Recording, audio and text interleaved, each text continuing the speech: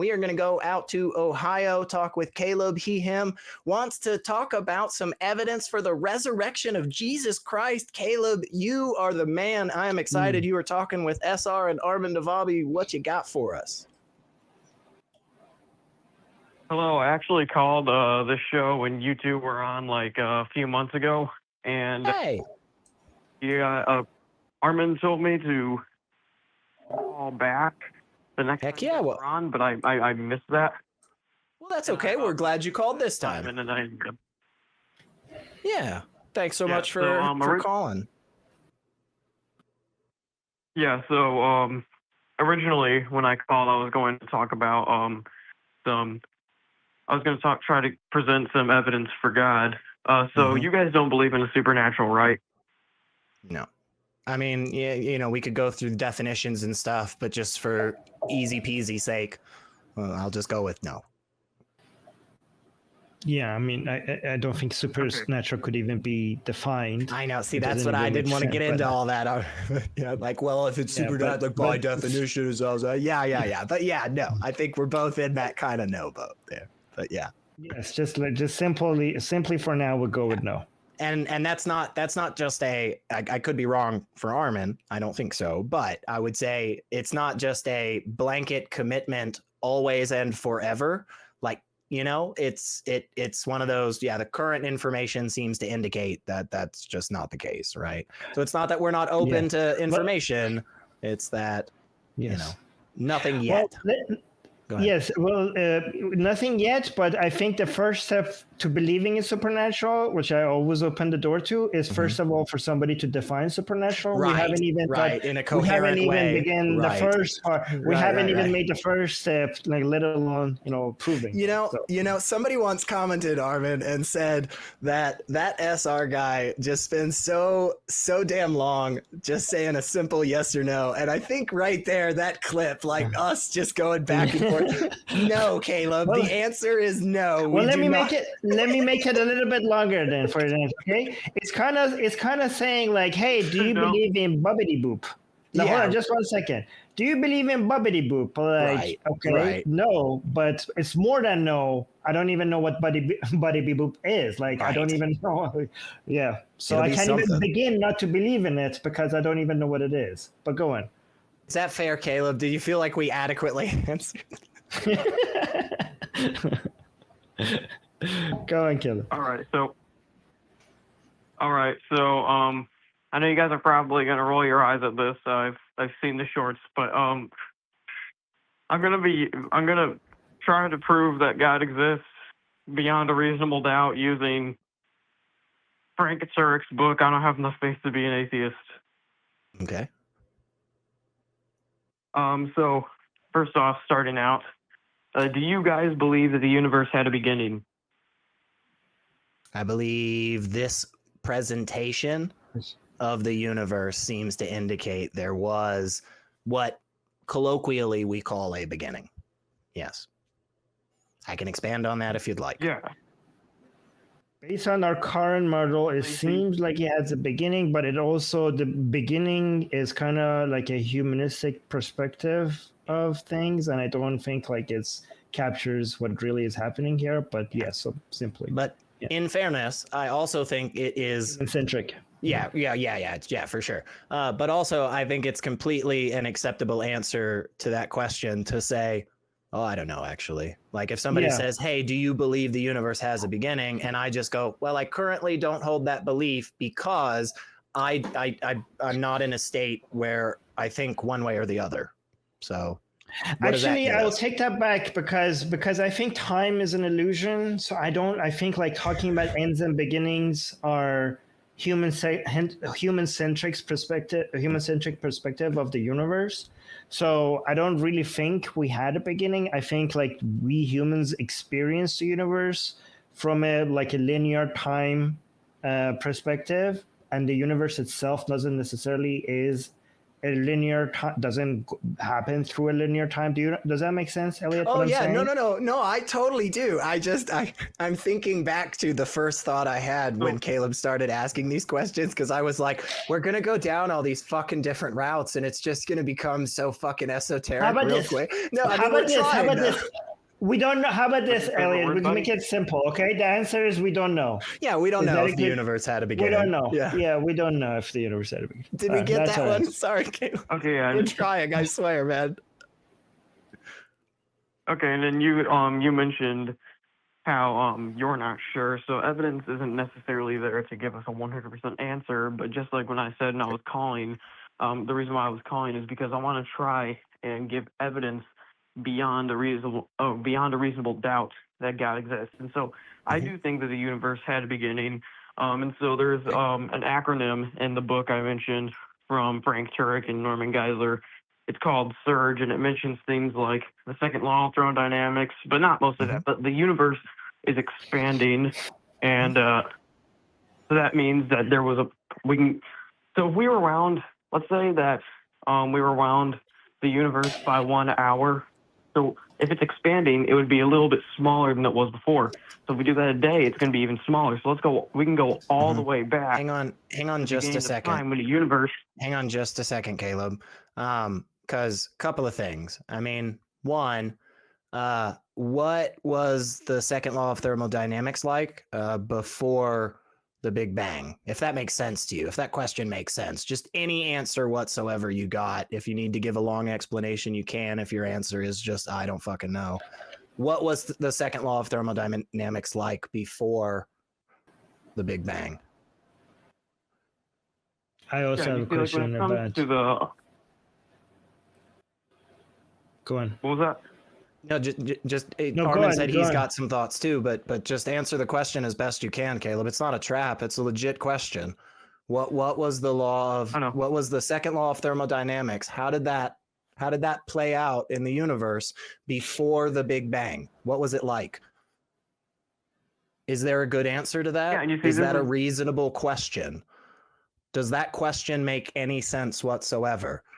Because the reason I'm asking you this, and the reason I'm asking it in such a way, is to say, if you're taking this current presentation of the universe and saying, this is how it must always be in perpetuity in the past, I think you're standing on a ground that most people would disagree with you on, because we don't have the ability to investigate before the Big Bang. We don't have the ability to do that. And so we don't know what the universe was like back then. We have no conception, man. And so currently, yeah, it seems to be the case that eventually things with a lot of energy, they stop having all that energy. But that may not have been the case. We just don't know. So you can't use that as an argument here. Is that fair? Yeah, and you see, this is... Can I also add something to that? But you see, There's a whole bunch of problems. First of all, you're assuming that this universe that we're in is all that there is, right? And also, when you say there's a beginning, if you're talking about the second law of thermodynamics, the second law of thermodynamics doesn't define a direction, right? So even if you look at time through a linear perspective, what you consider the end could actually be the beginning, and what you consider the beginning could actually be the end. Like if you look at every law in physics, if you look at that has t in it, it works either way. Like if you increase t, it works. And if you look at it from the other direction, it works as well. So you're just like it's a human-centric perspective that considers the Big Bang to be the beginning, but from a non-human perspective, non-human-centric perspective, that could be the end, and the beginning of the universe could be, maximum entropy, like everywhere in the world. Also, if our understanding currently, based on modern physics, it seems to be that all time is just is. It's like the whole linear perspective that we have is just our perspective. It's not like we go from past to the future and we're at the present.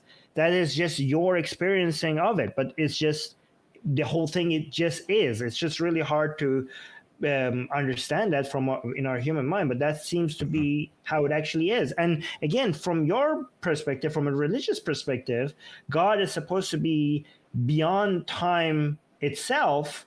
So from God's perspective, there shouldn't be a beginning or an end because your God, if your God is outside of time and space, again, the beginning, now, present, past, present, and future also don't make sense, and everything it just is. So you can even define a start and an end for a God that is outside of time and space. So there's just a whole bunch of problems with this line of reasoning. And we haven't even if we allow all of that, we're probably not going to get into a God, but I'm not even going to allow any of that because there's just so many holes in it. Yeah.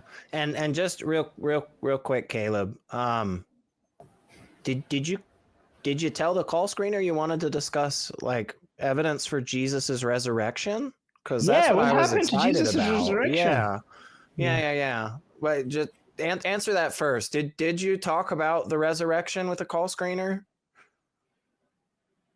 Well, you see, what happened is originally I was going to give evidence for God, but then I hung up and because I had somebody called me and I had to answer it really quick. I get it, but you know what? Yeah, but when you called in this most recent time, you wanted to talk about, because I'd like to talk about the resurrection, because I know what Frank Turek's, I let you go on just a little bit just because I don't think I've like spoken about Frank Turek's arguments on this show, but like I know what he says, man, and Frank can call me whenever he wants, man. He won't.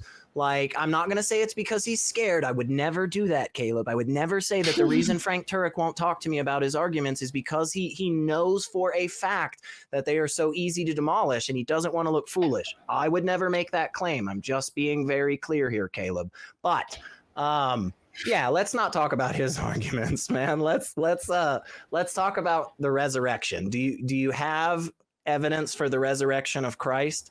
Because I think there's actually some really good stuff the other way, and I wouldn't mind talking about it a little bit. So, can we go to the resurrection? Okay, hold on. Wait, something actually kind of funny. You're talking about like Frank Turek, and like he said he can call me whenever he wants to. So actually, this weekend I'm going to see him speak. I'll try to get him afterwards. I should say, bro, you should call the Atheist Experience.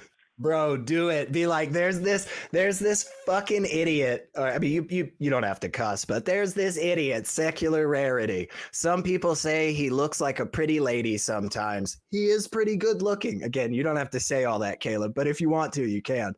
Yeah, there's this idiot, secular Rarity who wants to talk to you. Yeah, go for it, man. I hope he does. I hope he does call in.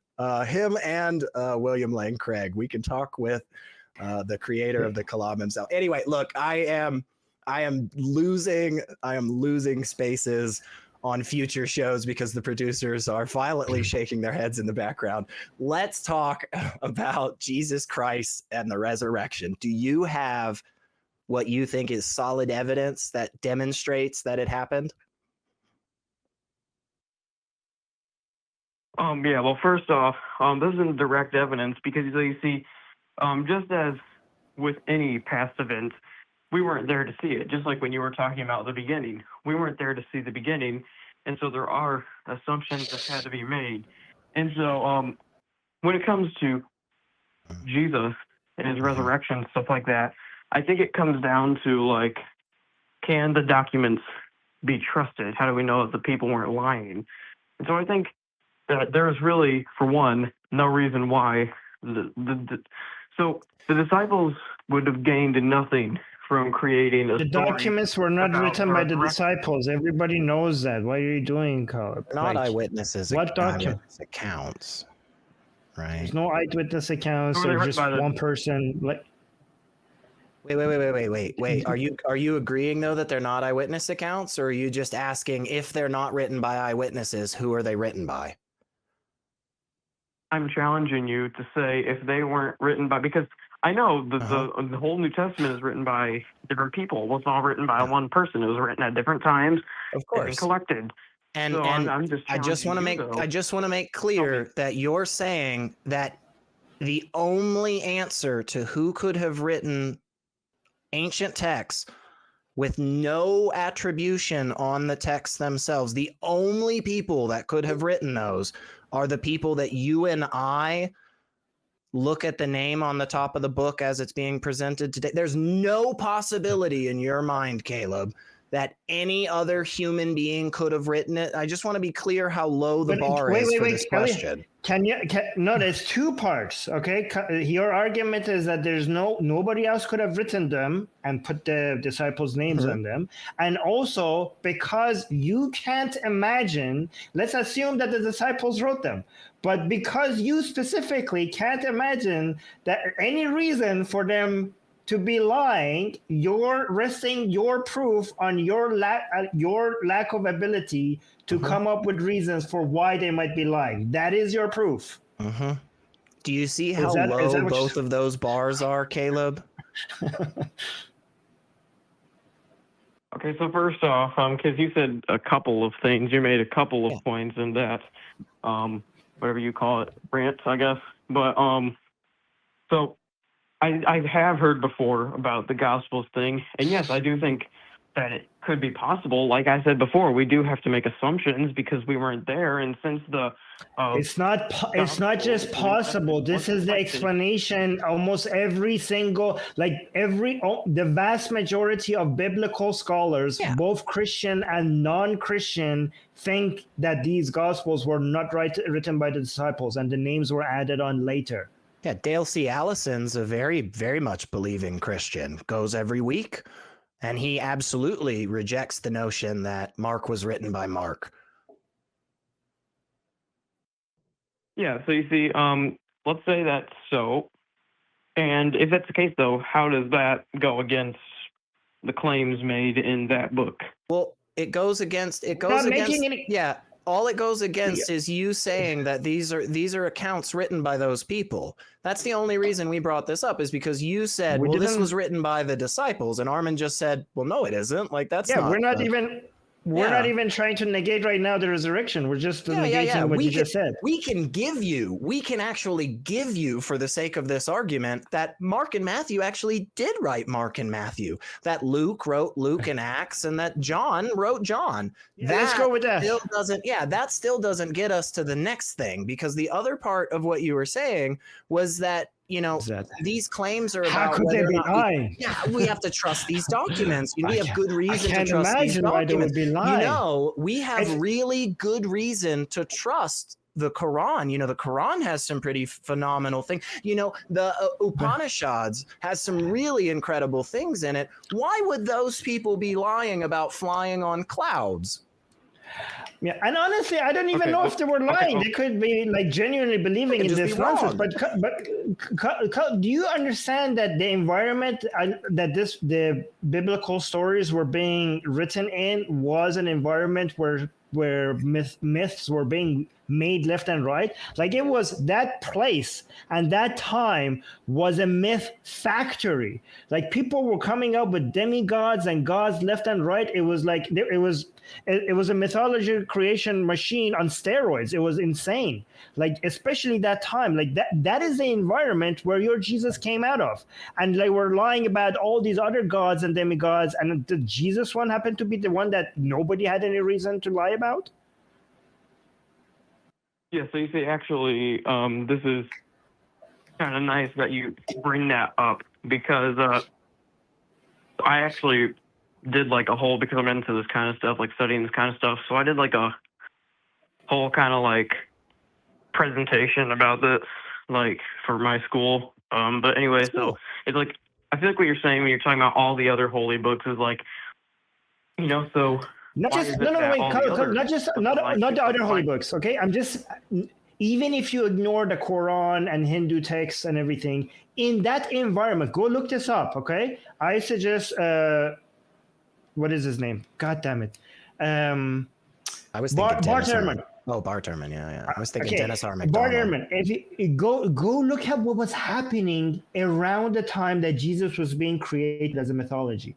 Go look at the competing stories that were being written against them at that time, okay? You will see that people were making up demigods all over the place. This was and competing with each other. So there was a lot of interest in coming up with better and better and more fantastic stories. So if you go look this up, if you go read Bart Ehrman, because Bart Ehrman is somebody who in the biblical scholarship is respected not just by atheists or agnostics, but by Christians, by Christian scholars as well. It's not somebody, even if you disagree with some of his points, it's not somebody that you could just dismiss. I think it would be a really good starting point for you if you want to go understand how the Jesus myth and how the biblical stories were created, like with the process in which that they were created. I think you will find that very interesting, Colin, if you go read those. Yeah, so you mentioned about the Jesus myth. So I know I'm the one who called and was giving the positive claim, so I would have the burden of proof. But you mentioned pretty much how Jesus is a myth because myths were being brought up around that time. But how do you know that it is a myth? Yeah, I didn't claim.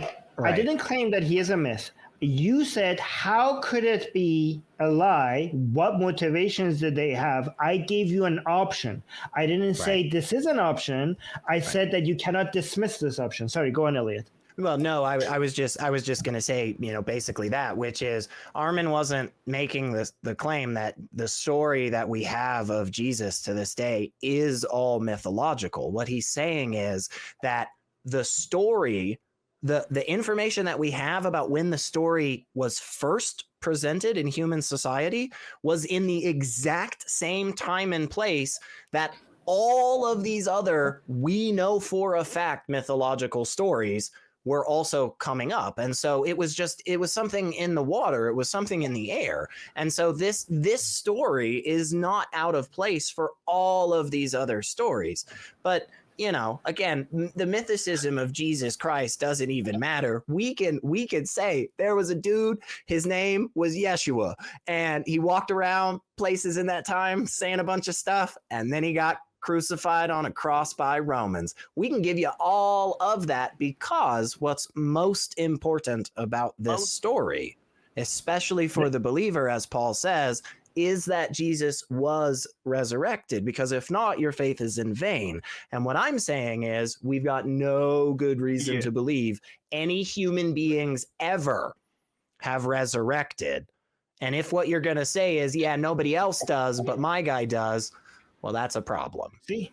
See, here's the thing. Your evidence is lack of motivation for lying. But even if we take that, you have to understand that it doesn't even need to be lying.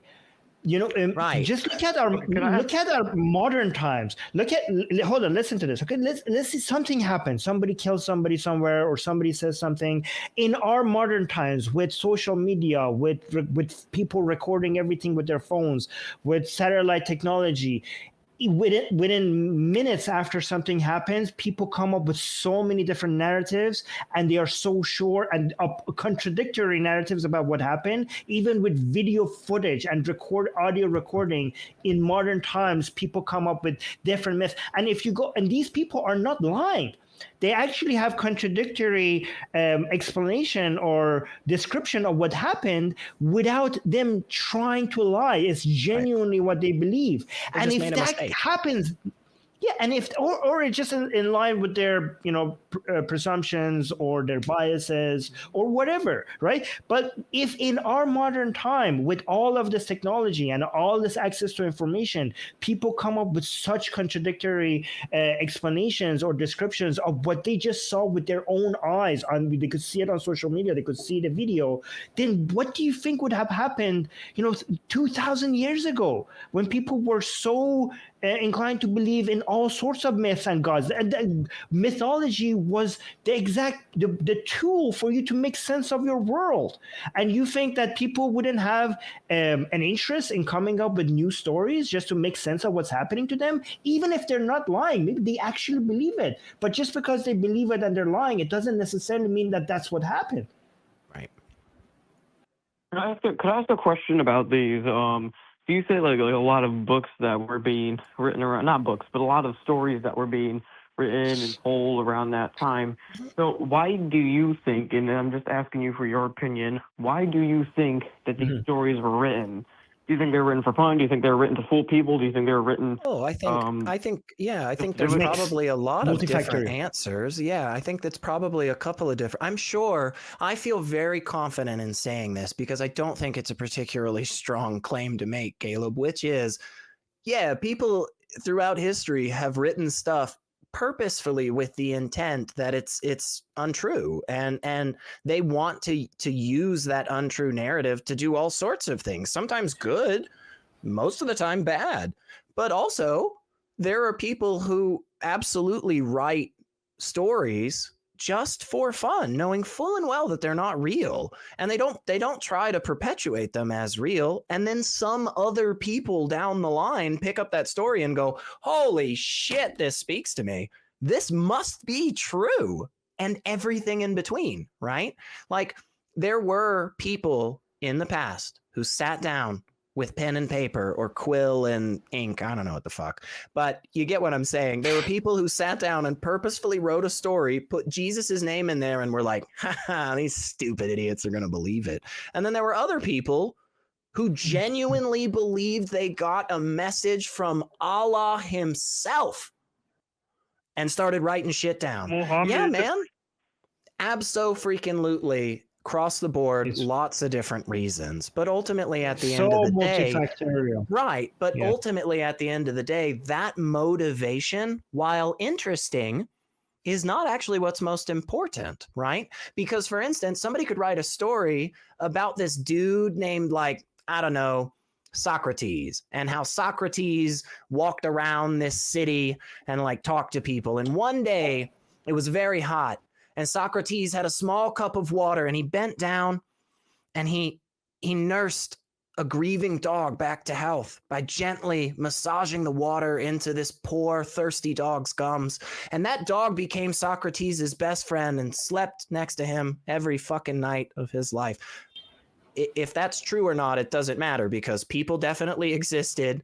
Dogs definitely existed. I'm sure somebody did a nice thing for a puppy at some point in history. What would matter is if somebody then goes, and if you don't believe this story, you're going to be tortured in hell for eternity, and we'll put you in jail for it. Like, that's where the problem comes in, right? So, like Socrates. Just like Socrates, right? Just like Socrates, right? I didn't even mean to do that. Yeah, I didn't even mean to do that. I was just fucking. But you see, you get what we're getting at, though, Caleb. Like, yeah, man, these people could have been 100% honest and been like, dude, I swear I just saw this, right? And they still could be mistaken. And one reason we are saying, hey, they're probably mistaken, is because they talk about some things that don't seem to have any good reason to believe are real. Like, if somebody writes a story tomorrow, or finds a story tomorrow from 1,000 years ago about some dude just like clapping his hands together and bunny rabbits appearing, I'd be like, well, that's probably not real, because that doesn't happen, you know? The interesting thing about your example is that, just a fun little addition, is that Socrates and Aristotle disagreed upon this, right? Oh, yeah. Socrates believed that mythology takes people's attention away from reality and focuses on things that are not rational and are not based in reality. And that's one of the reasons he got executed. But Aristotle believed that, no, actually, your mythology is a good way to promote virtues that make society a better place. So this is an ancient discussion, by the way. So this is back it goes. This is, yeah. I was going to say, if Jordan Peterson were here, he'd tell us about the meta-narrative and how we have to, I don't know, it doesn't matter. Anyway, Caleb, we have been going on for a really, really freaking long time, and this has been phenomenal.